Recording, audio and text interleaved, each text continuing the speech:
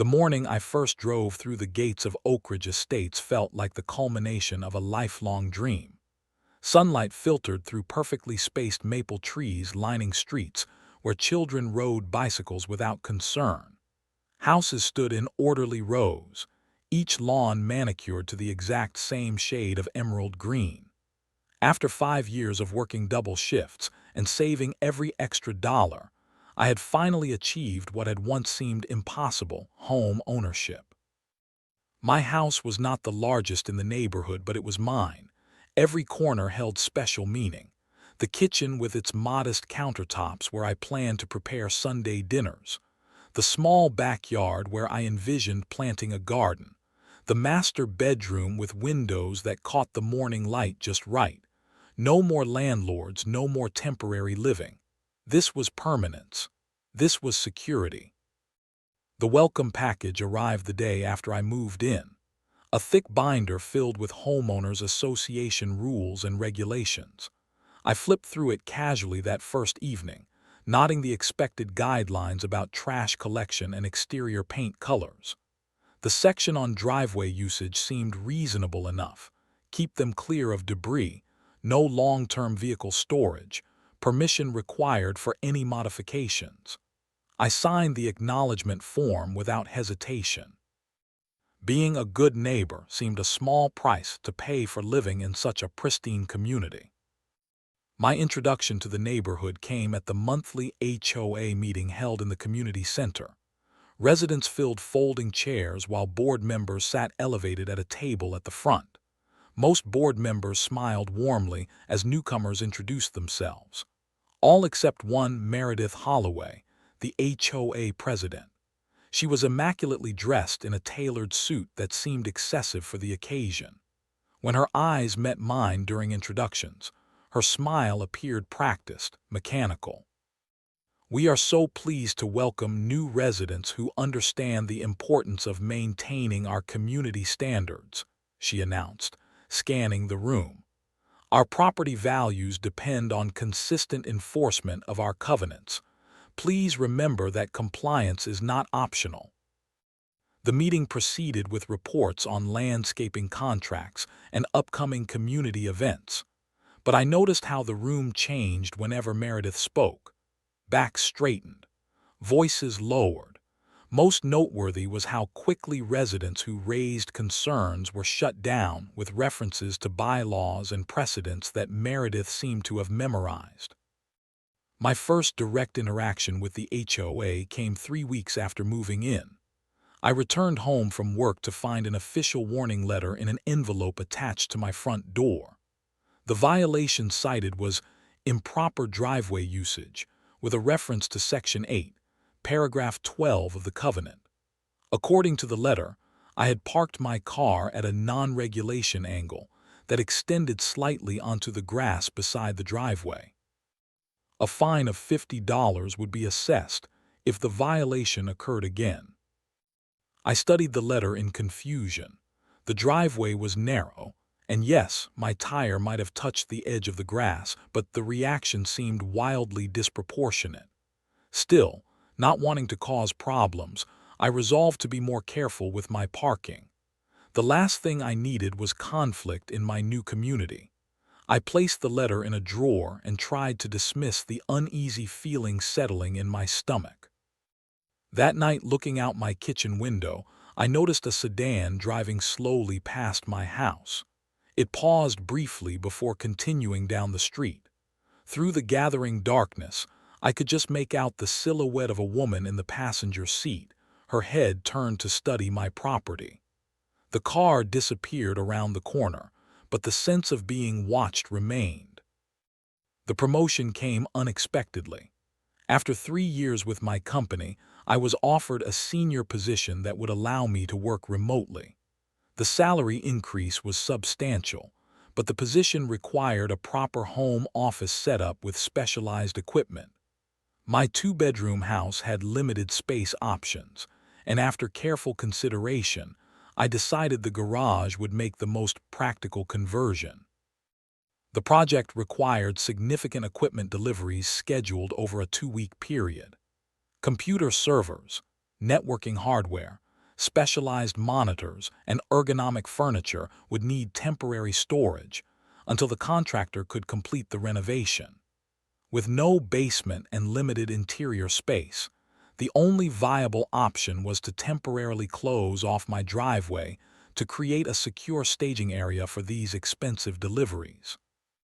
The plan was straightforward: install a removable barrier at the driveway entrance and use the space for no more than 14 days. Remembering the HOA covenant, I prepared a detailed request for the board. My presentation included architectural drawings, a precise timeline, security measures, and photographs of how the temporary setup would appear from the street. I even created a contingency plan for emergency vehicle access if needed.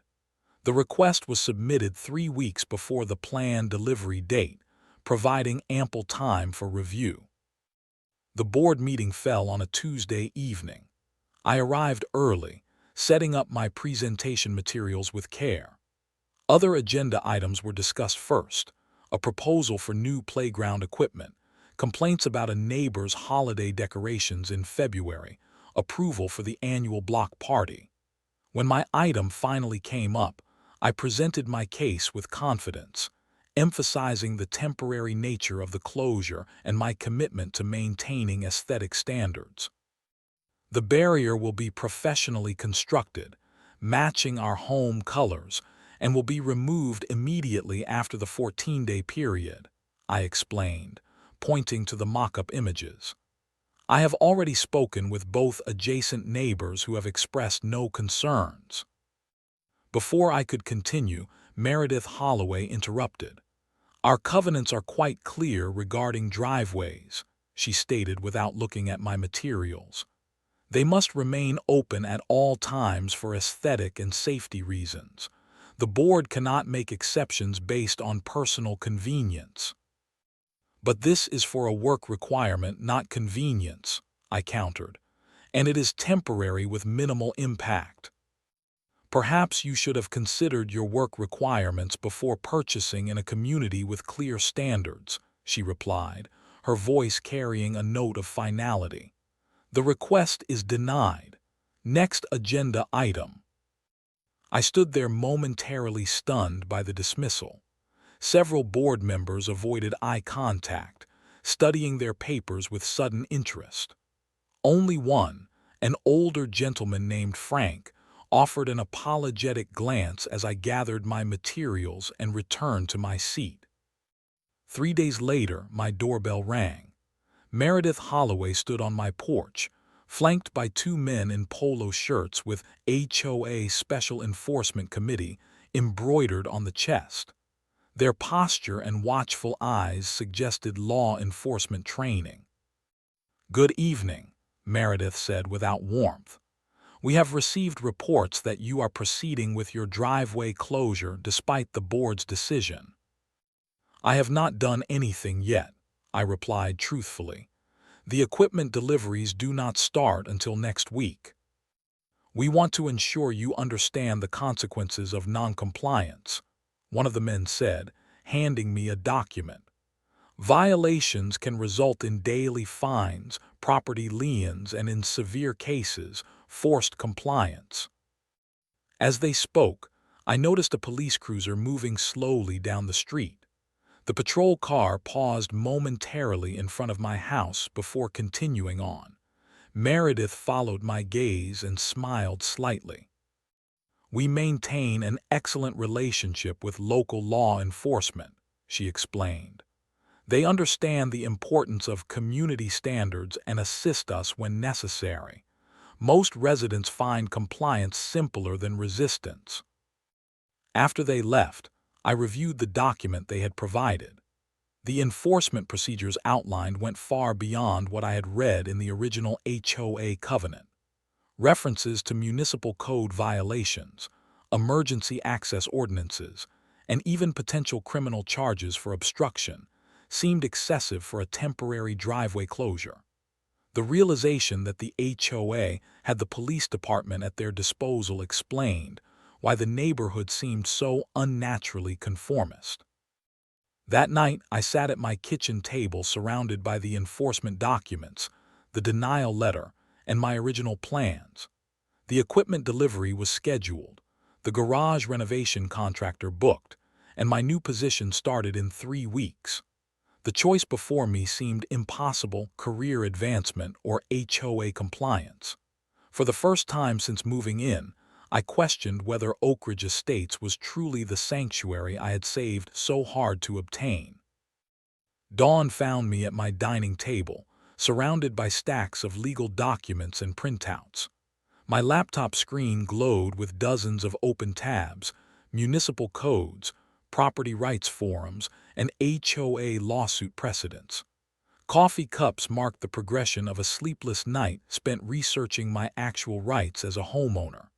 The HOA covenant lay open beside me, key sections highlighted in yellow. Section 8, paragraph 12 indeed mentioned driveway usage, but the wording was far more limited than Meredith had claimed. Driveways must be maintained in good repair and primarily used for vehicle access and parking. Nothing specifically prohibited temporary closure or alternative usage. Furthermore, state law placed clear limitations on HOA enforcement powers, requiring reasonable accommodation for work-related modifications and prohibiting excessive penalties. The deeper I researched, the more disturbing patterns emerged. Online forums revealed hundreds of stories from homeowners across the country describing similar experiences: selective enforcement, intimidation tactics, and questionable alliances with local authorities. One particular case study caught my attention: a successful legal challenge against an HOA in a neighboring county that had attempted to prevent a homeowner from installing a wheelchair ramp by claiming architectural violations. A text message from my boss reminded me of the reality of my situation. Equipment ships Monday. Contractor needs confirmation of staging area by EOD tomorrow. The deliveries represented over $50,000 in specialized equipment that my company was providing. Renting external storage would cost thousands and delay my project timeline significantly. Every practical and financial consideration pointed toward proceeding with my original plan despite the HOA denial. That afternoon, I called Frank, the board member who had seemed sympathetic during the meeting. He answered on the third ring, his voice lowering when I identified myself. "I wish I could help you," he said quietly, "but Meredith runs this board like her personal fiefdom. Several of us disagree with her methods, but she has connections with the police department through her brother-in-law, Captain Daniels." "Is that even legal?" I asked, "using police resources for HOA enforcement?" "Nothing is officially documented," Frank explained, "but those enforcement committee members are all retired officers who work private security now. They make it clear that resistance will bring official attention. Most people just comply." The conversation confirmed my suspicions but offered no immediate solution. After hanging up, I made my decision.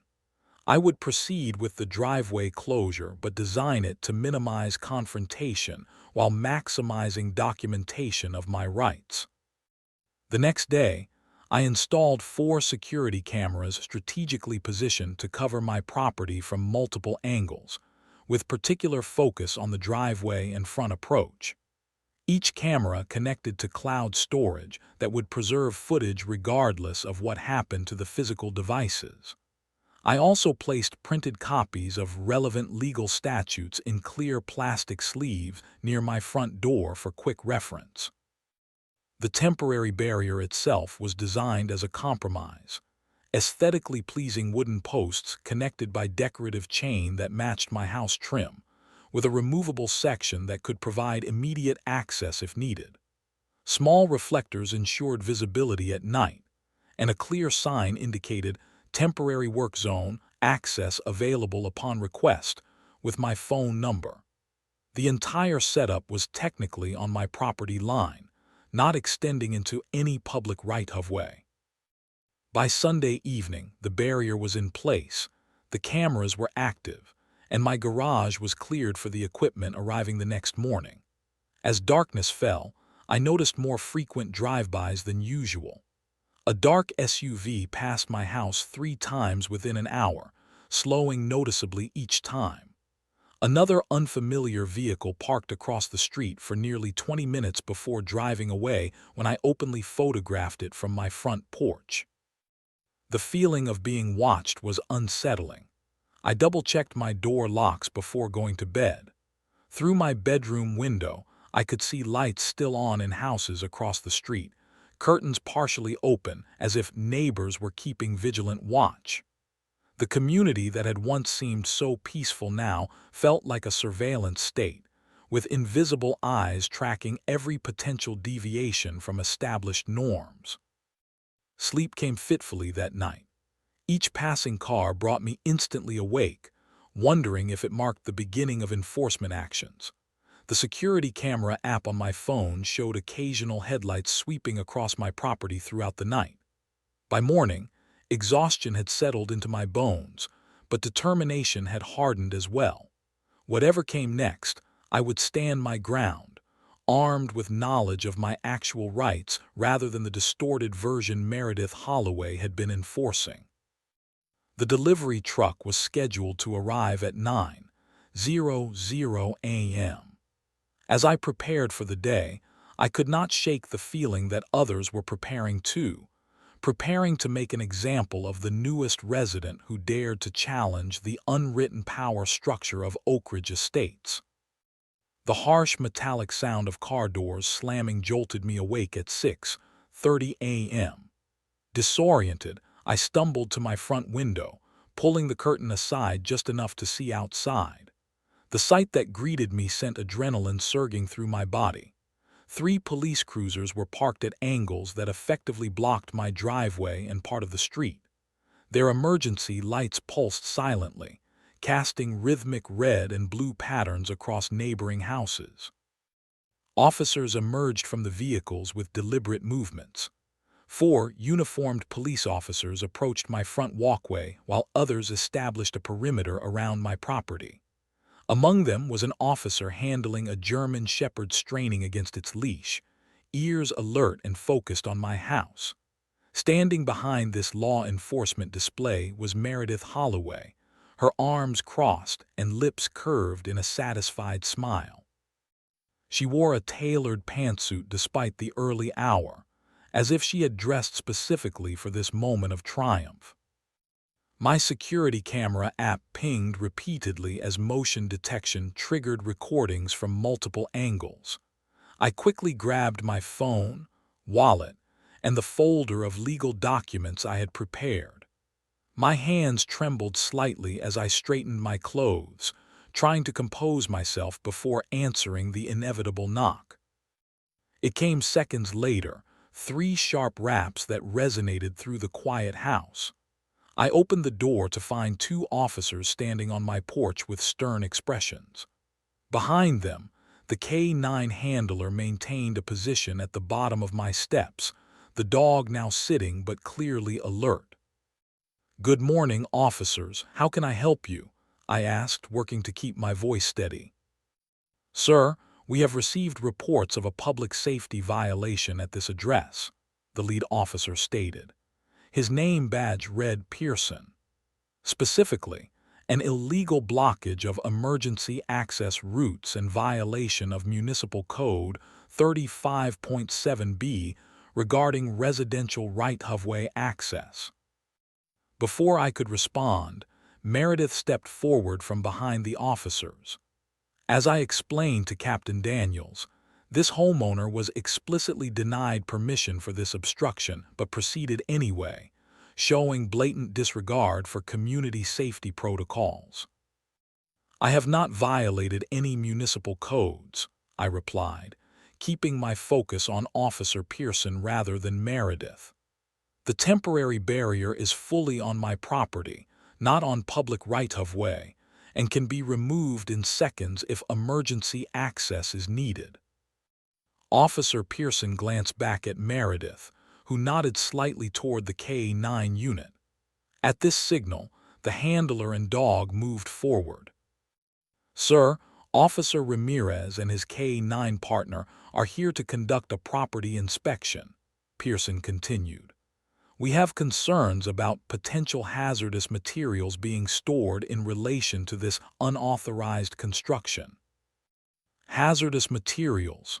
This is a temporary barrier for equipment delivery," I said, my disbelief evident. "And I do not consent to any search of my property without a warrant. Am I being charged with something?" The mention of a warrant caused a brief hesitation among the officers. I noticed Officer Pearson glance toward a police cruiser where another officer appeared to be on the radio. The K-9 handler, however, moved closer to my property line. "Our K-9 unit can detect accelerants and other prohibited substances from the property boundary," Officer Ramirez stated.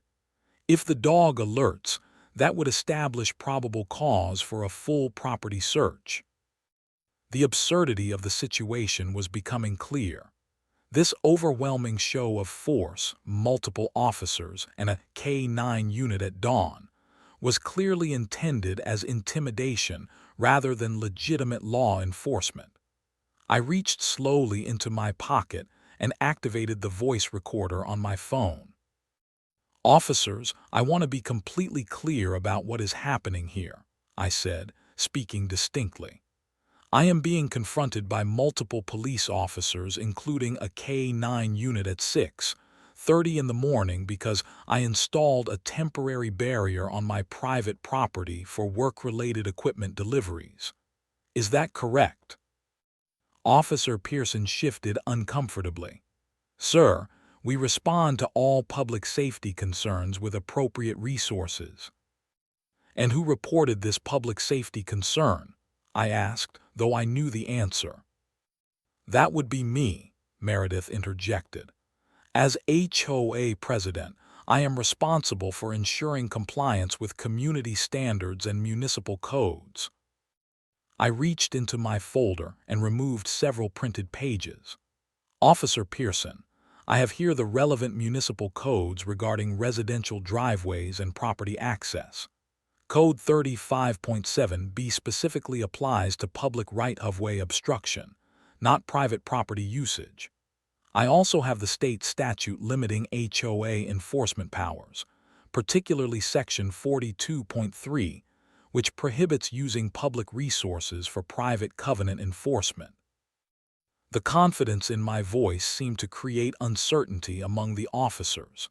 I continued, pointing to my security cameras. "Everything occurring this morning is being recorded from multiple angles and backed up to cloud storage. I am exercising my legal right to use my property within the boundaries of actual municipal code, not HOA interpretation." Meredith's expression hardened. She stepped forward, addressing Officer Ramirez directly. "The dog should check the perimeter. We have had reports of concerning activities."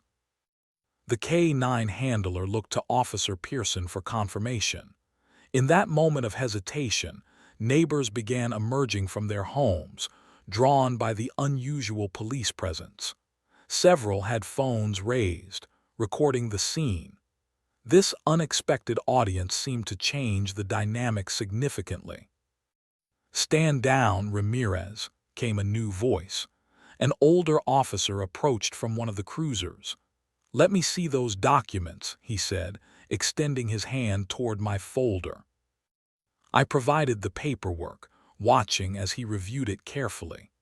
After a moment, he looked up at the assembled officers. "This is a civil matter between the homeowner and the HOA. There is no evidence of municipal code violation that warrants our presence, particularly not the K-9 unit." Meredith stepped forward, her voice tight with controlled anger. "Captain Daniels assured me that this would be handled appropriately." "Captain Daniels is not on duty this morning," the senior officer replied evenly, "and police resources are not at the disposal of the homeowners association. He turned to address the other officers. "We are clearing this scene. Document the response in your reports and note that no violations were observed." As the officers began retreating to their vehicles, Meredith remained rooted in place, her eyes locked on mine with undisguised hostility. "This is not over," she stated quietly. "The HOA has methods of enforcement you cannot imagine. Every method you employ will be documented, Ms. Holloway," I replied steadily. "I suggest you review the actual legal limitations of your authority before our next interaction." The police cruisers departed as quickly as they had arrived, leaving Meredith standing alone on the street. Neighbors watched from their yards and windows as she finally turned and walked stiffly to her car. The confrontation had ended, but the weight of her parting threat lingered in the morning air. This had only been the opening move in what would clearly become a prolonged conflict. The moment my front door closed, my legs nearly gave out. I leaned against the wall, heart pounding as the adrenaline that had sustained me during the confrontation began to dissipate. For several minutes, I focused simply on breathing, processing what had just occurred. When my hands stopped shaking, I moved with purpose to my computer. The security system had captured everything. 4 different camera angles showed the police arrival, Meredith directing officers, the K-9 unit positioning, and most importantly, the senior officer's determination that no violation existed. I immediately downloaded all footage to my computer, then backed it up to 3 separate cloud storage accounts. If there was any attempt to confiscate or damage my equipment, the evidence would remain accessible. The footage revealed details I had missed during the confrontation. Meredith had arrived separately from the police, parking down the street before walking to meet them. She had spoken extensively with officers before approaching my house, gesturing emphatically toward my property. Most notably, the camera covering my side yard had captured her attempting to enter my backyard while officers were at my front door, only retreating when she noticed the security camera. My phone showed 3 missed calls from my boss. The equipment delivery was still scheduled for today, and I needed to ensure it would proceed without interference. I called him back, explaining the situation as calmly as I could. "This sounds insane," he commented after listening. "Do you need to postpone the delivery?" "No," I replied firmly. "The police confirmed I am within my rights. The equipment needs to be installed on schedule." After assurances that the company would document any interference with the delivery, I turned my attention to understanding how such a massive overreaction had occurred.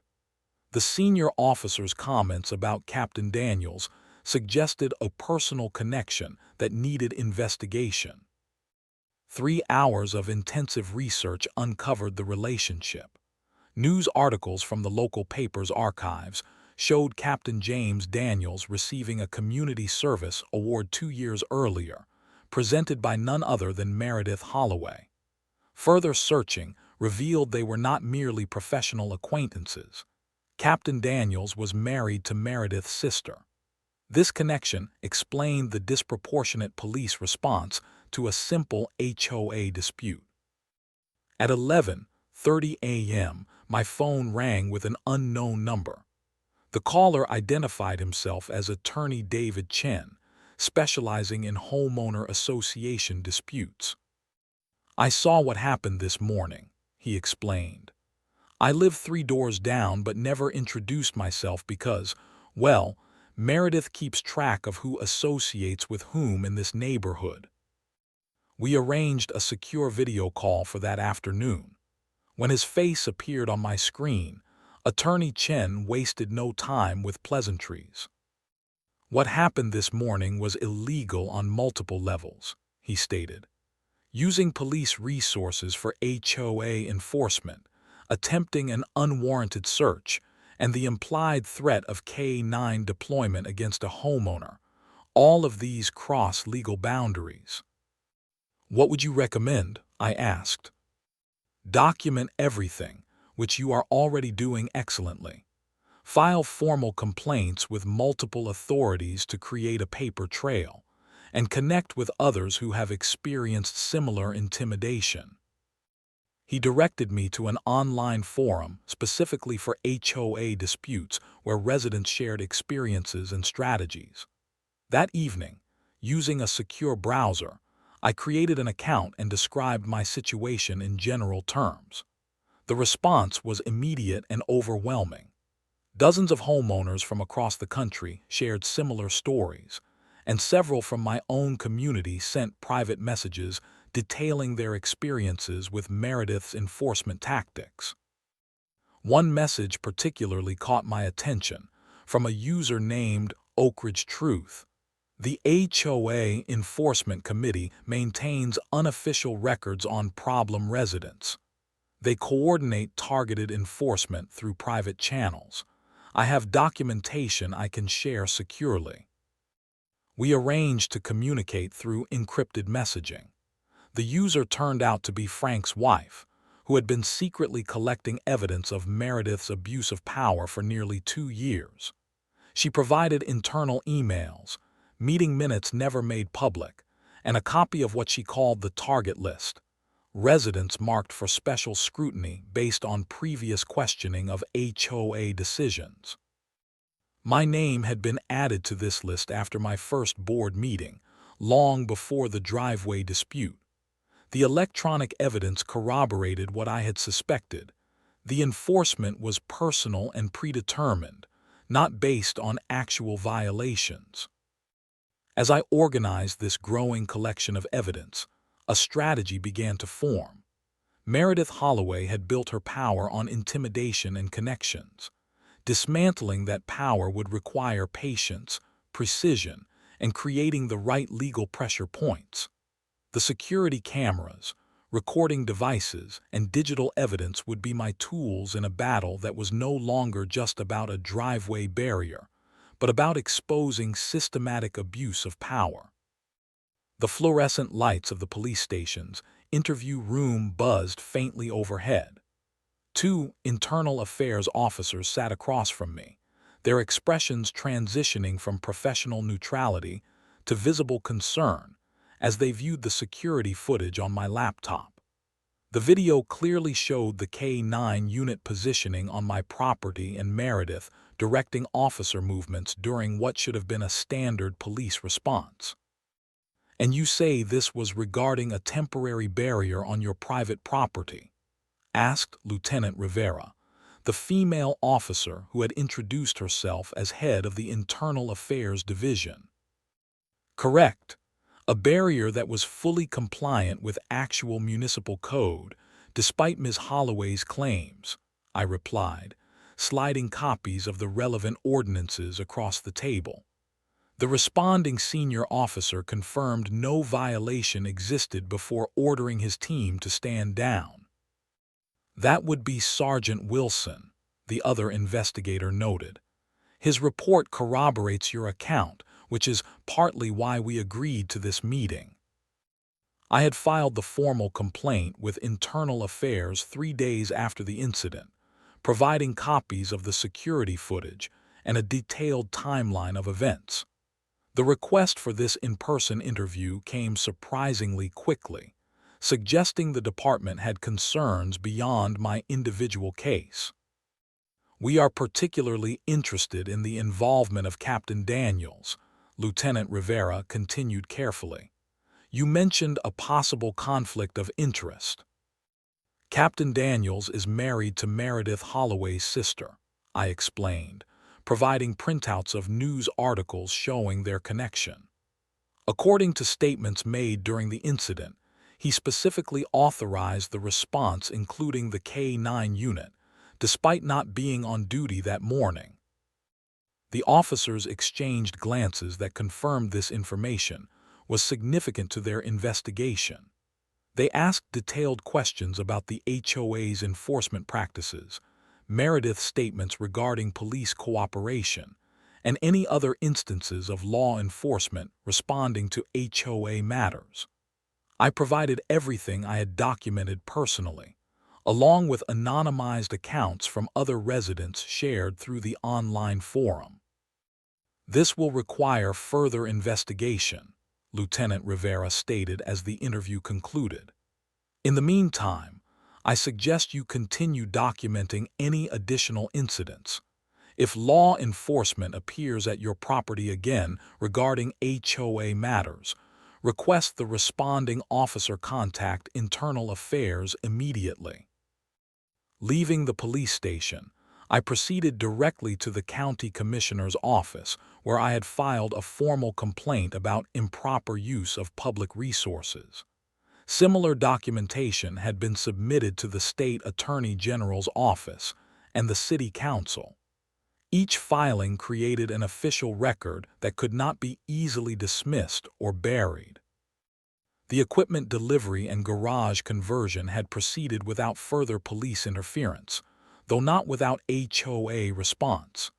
Daily, inspection notices appeared on my door, citing vague concerns about potential covenant violations under investigation.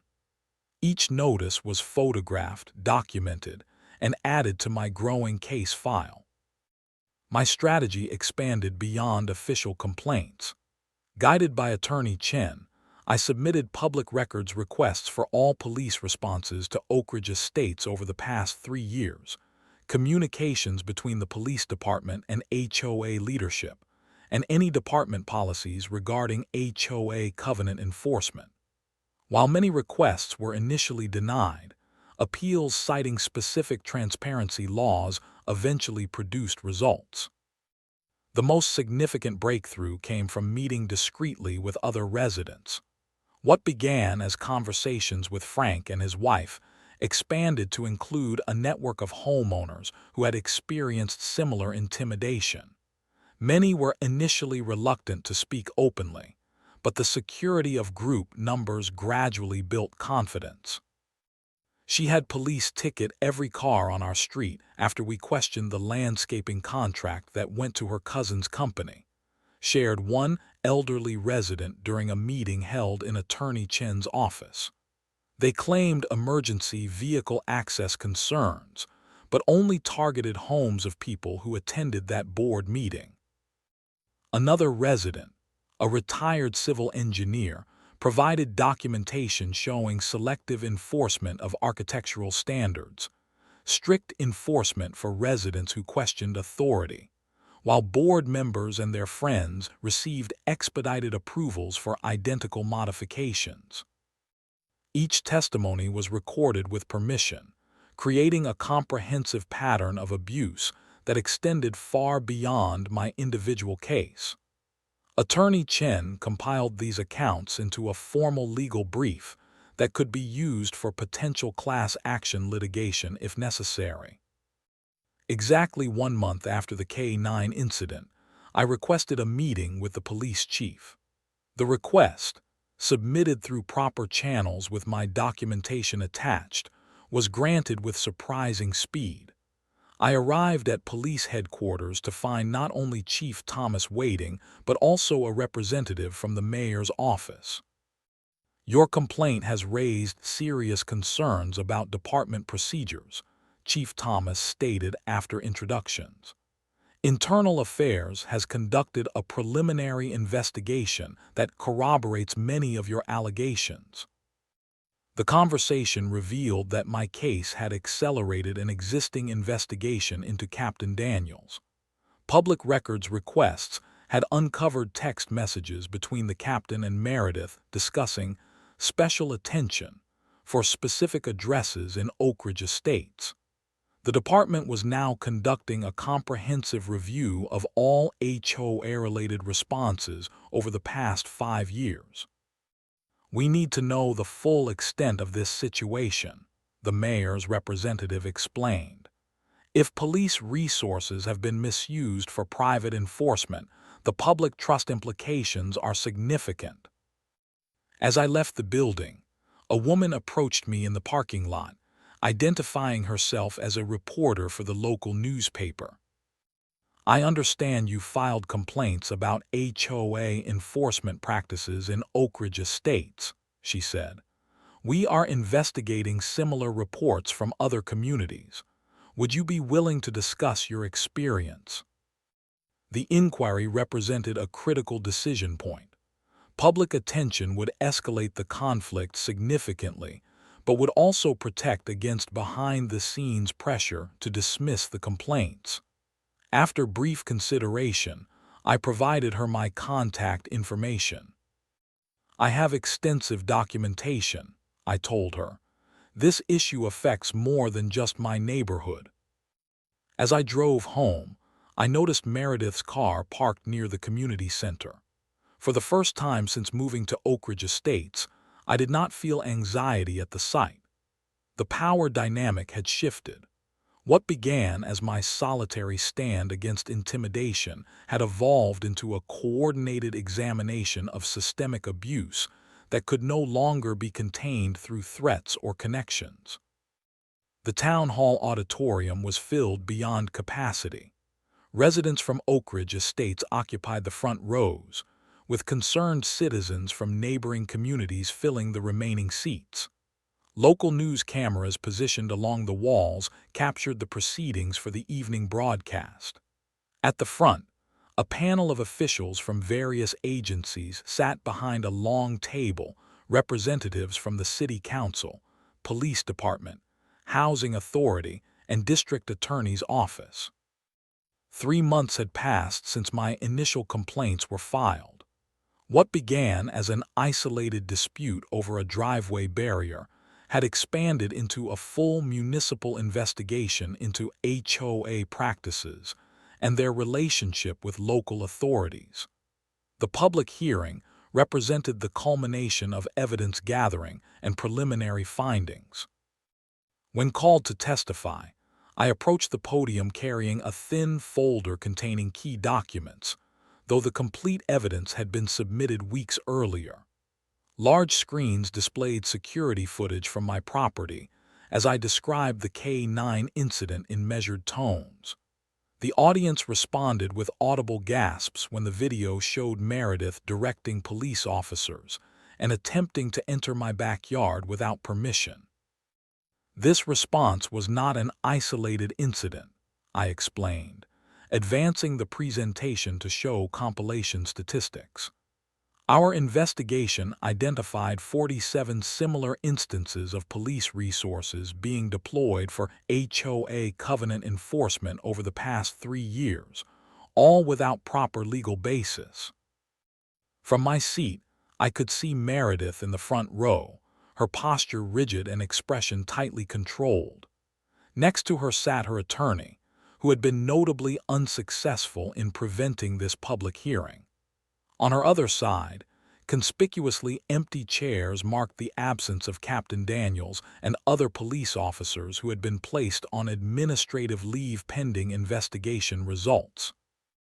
Other residents followed my testimony, each describing personal experiences with selective enforcement and intimidation tactics. Frank, who had eventually agreed to speak publicly, provided insider perspective on how board meetings were manipulated and minutes sanitized to conceal controversial decisions. The evidence mounted steadily, painting a comprehensive picture of systemic abuse. The police chief's testimony proved particularly damaging.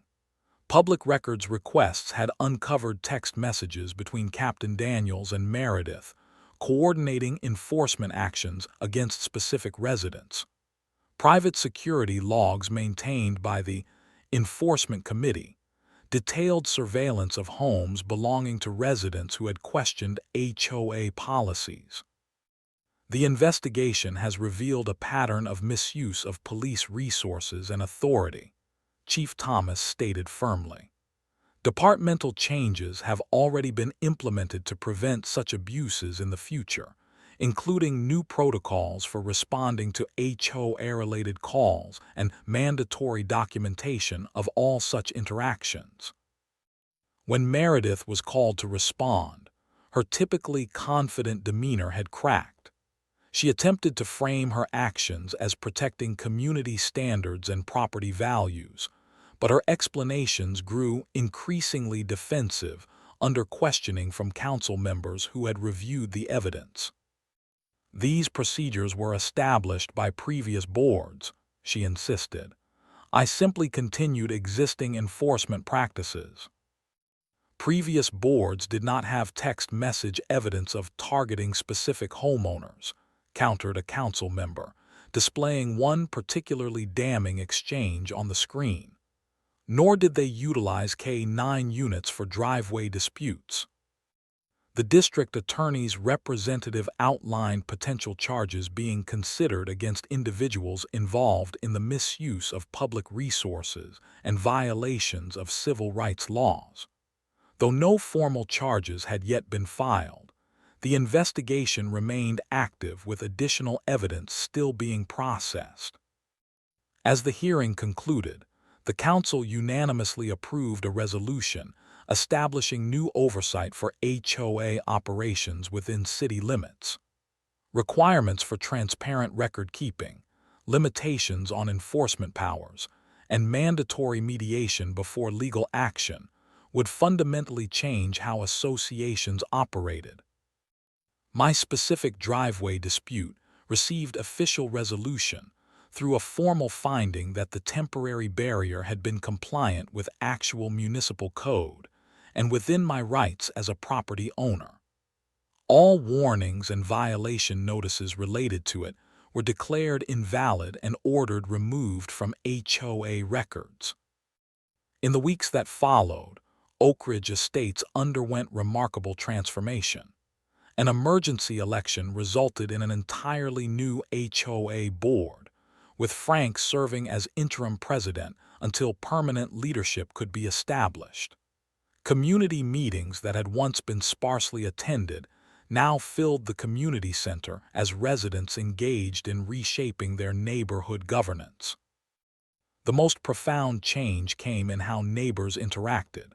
Houses that had existed in silent isolation gradually opened up.